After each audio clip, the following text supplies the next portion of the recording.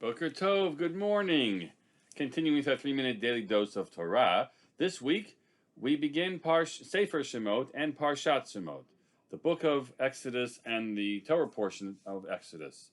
I want to share with you the teaching of the Ramban in his introduction to the Sefer, to the book of Shemot, and the way he views the Sefer globally. And this is what he has to say.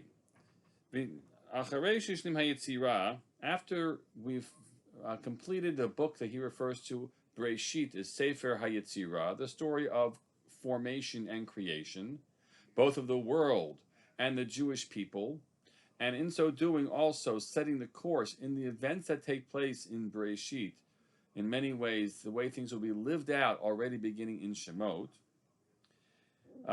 We go into this Sefer, Binyan HaMa'aseh, Haba min harimazim hahem. Now it's sort of the actions and the lived out actions that began with the hints that were created in Sefer Breshit.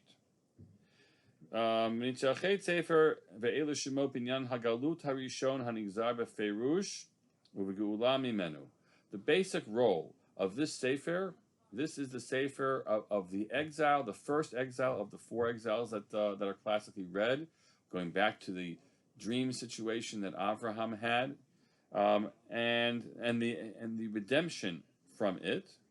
And that's why the Torah, interestingly, having told us already all the names of the children of Yaakov who descended to Mitzrayim earlier in Vayigash, we meet the family that descended to Mitzrayim, actually in full detail. The Torah just chooses the very first pasuk or psukim to tell us the names of all the tribes of Israel who descended to Mitzrayim and their families. So why do so? And he says because this is a new book. It's not simply chapter 3, chapter 4, chapter 40, whatever the number would have been if we just kept on going. No, this is a new book with a new focus. And therefore, that's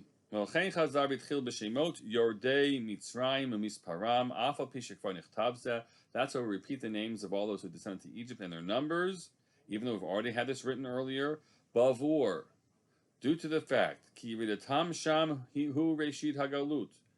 because it was really the descent to Egypt. That was the beginning of the exile. Even though we spent many years there with fine relations with Pharaoh and the Egyptians, and that all be read about until the end of Sefer Breshit, we should know that even so, the minute they descended to Egypt, that was already the beginning of the exile.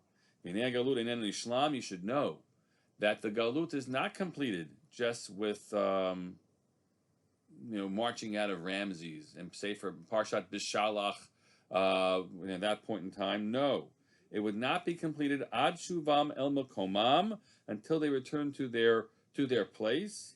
Ve'el malat avotam yashuvu until they return to the high status that their parents had experienced. So when is that? So you should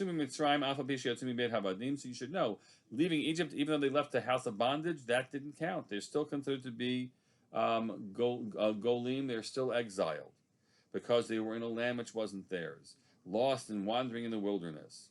And you should know, that would tell you, of course, we are exiled until the Torah finishes and Sefer Yeshua begins, but there's an element which changes, he says, and that we'll look at, God willing, tomorrow. Have a great day.